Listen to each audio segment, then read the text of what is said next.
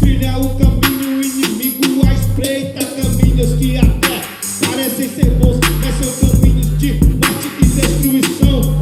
São as pedras e espinhos que machucam os pés, ou o tapete vermelho onde pisam os infiéis, onde ostenta o falso brilho da joia preciosa que foi lavada com sangue.